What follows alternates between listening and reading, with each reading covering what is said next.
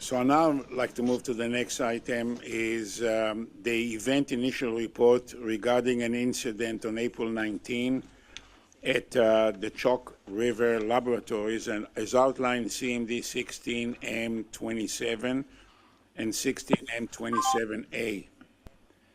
I understand that we'll have a representative from CNL, and I understand it's going to be Mr. Pilkington. Mr. Pilkington, can you hear us? Yes, it's Bill Pilkington for the record, and I'm on the line with Dave Cox, our General Manager for the National Research Universal Reactor, and also with Mr. Sean Cottenham, our Chief Regulatory Officer. Thank you. So we're here this morning to answer any questions that Commission members might have. Thank you.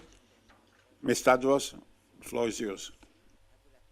Thank you, Mr. President. For the record, Heidi Tadros speaking.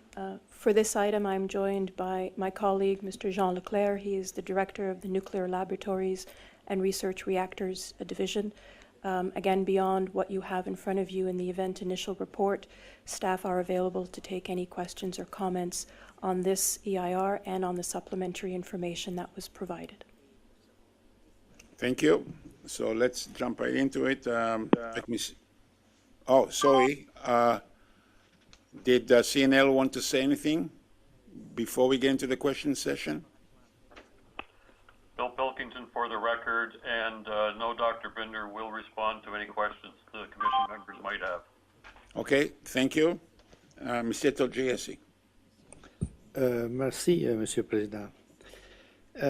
My understanding is that this grapple is located underwater and that the basket did not fully latch into a flask. It is because of positioning of the basket and or flask, or it because of grapple positioning, which is probably could be operator's error.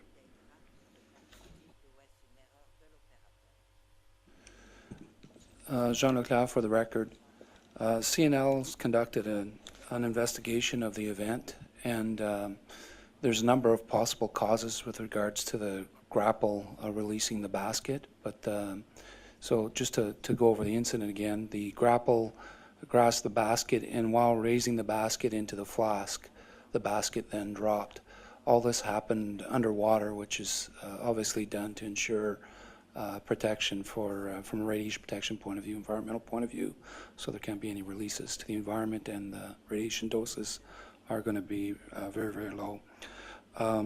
So in this situation, CNL actually did an investigation, and the corrective actions they're undertaking, in fact, are to account for the various possibilities to ensure that the incident can't occur, including the use of a camera to verify that, in fact, the grappling of the basket, the positioning is correct, independent verification by the employee as well, review of the procedures that were being done to ensure that when going forward as they do it again, that they can ensure that the basket is properly engaged before bringing it forward. Perhaps CNL would like to add further to it. I should add that CNSC staff did the next day went in, investigated, reviewed, and ensured that the basket, that there was no damage, that things were stable. And I myself personally actually went to the Rod Base last week and got to see where the incident occurred and verified, and CNL went through and explained to me the corrective measures they've put in place, and I think they've done a fairly thorough investigation. We've got a detailed event report that we've reviewed, and we're satisfied with the measures they've taken.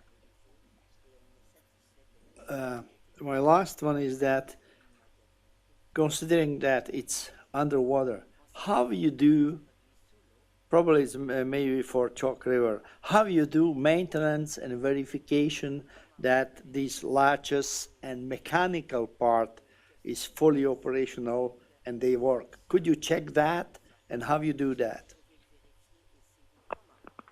So it's Bill Pilkington for the record, and yes, we do have checks in place, and I would ask Mr. Dave Cox to elaborate on that.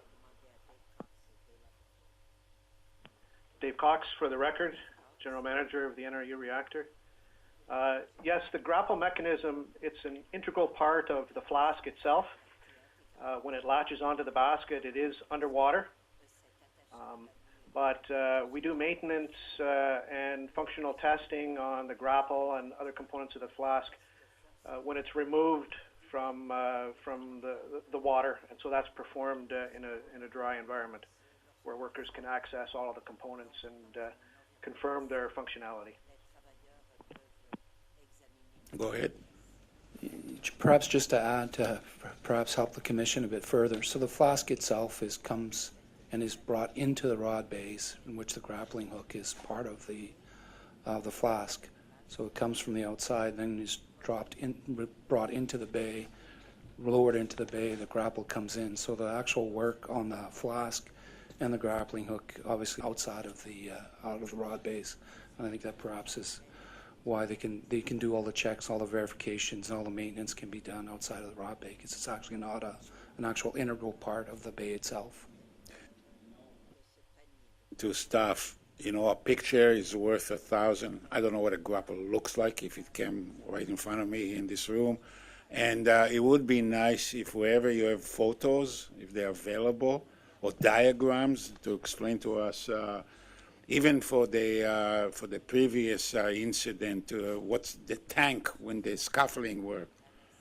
I have a vivid imagination, but I can get it completely wrong unless somebody gives us some schematics. Understood. Thank you. Thank you. Dr. McEwen. Thank you. So this is presumably a procedure that's taken place thousands of times over the years. This is a routine procedure with regards to moving fuel.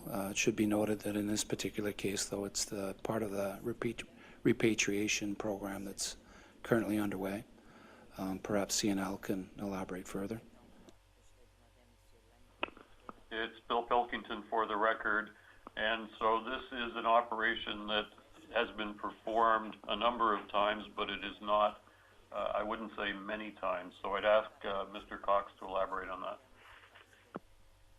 Cox, for the record, this incident occurred, this basket dropped on the fifth operation. We completed it 4 times previously successfully, and it was on the 5th occurrence that this event happened. So it's we expect to be completing this roughly on a monthly basis going forward to give you a feel for the frequency of the activity. So these would have been new procedures that have been put in place to do this specific activity. Dave Cox, for the record. Yes, there was a new procedure developed last year, and there were 4 successful applications of the procedure in 2015. This was the first occurrence of the procedure this year. And it is a special procedure specifically for this unique equipment and this operation. Part of our corrective actions driven through the investigation were to, as Mr. Leclerc said, to improve the procedure and provide positive verification that the basket is latched on all 4 fingers, and to record that with an underwater video record, and to ensure supervisory review of that prior to commencing the basket lift. So as you developed the procedure, had you identified the possibility that the grapple would not be fully attached? Because it seems a fairly obvious potential risk as you build the process.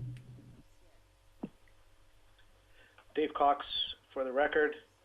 Yes, that was part of the design review on this equipment. Before we developed the procedures, there was guidance from a human factors evaluation which indicated that it was not possible to incompletely latch the grapple onto the basket.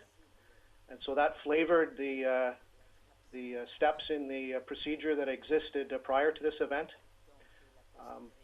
So part of the investigation uncovered this weakness, and so the improvements that have been made to the procedure and additional testing have confirmed that we've got steps in place to ensure that the grapple is positively latched on all 4 fingers prior to lift. Thank you. Monsieur Harvey?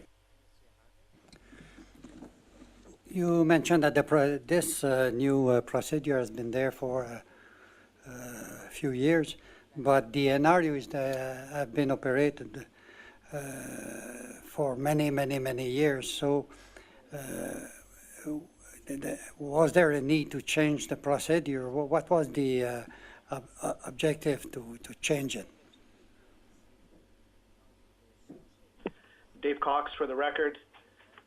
Indeed, NRU has been operating for many years, nearly 6 decades, but this activity of repatriating fuel to the United States is part of an international program that just commenced last year. And so this operation is a new activity that supports this fuel repatriation project. Okay, thank you. Ms. Velshi? Thank you. Question for staff. Are there any OPEX implications of this, say for NPPs who do use fuel maneuvering in the fuel bay, and do they use underwater cameras?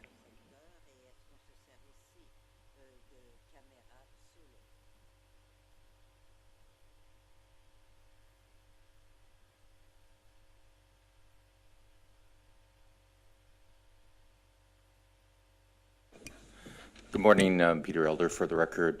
Yes, there is the use of underwater cameras in terms of fuel bays, which are common in everyone. What is unique on this one is that this is placing into a particular flask.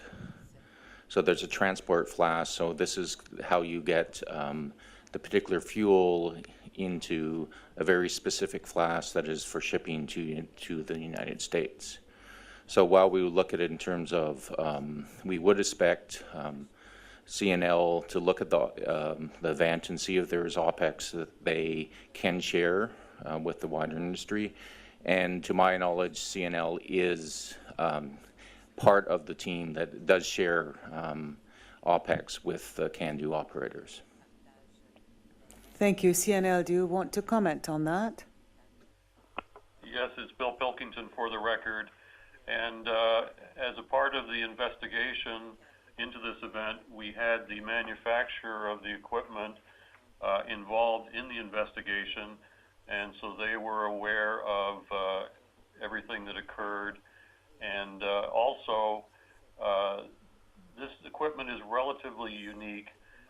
It is used, however, at the Savannah River site in the U.S., and we did specifically inform them of the event.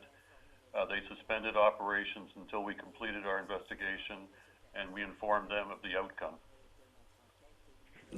Thank you. Next question, and this is to CNL.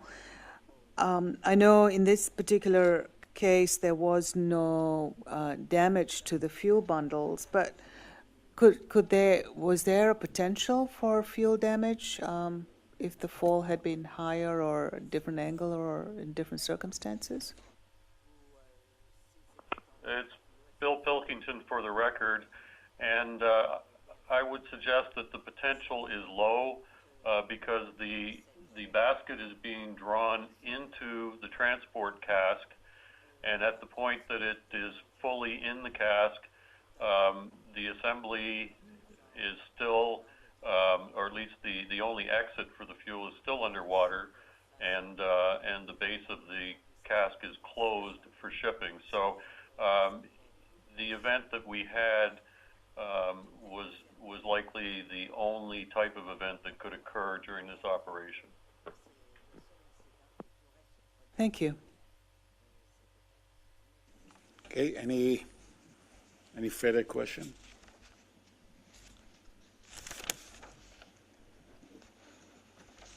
Okay. Okay, thank you. Thank you very much.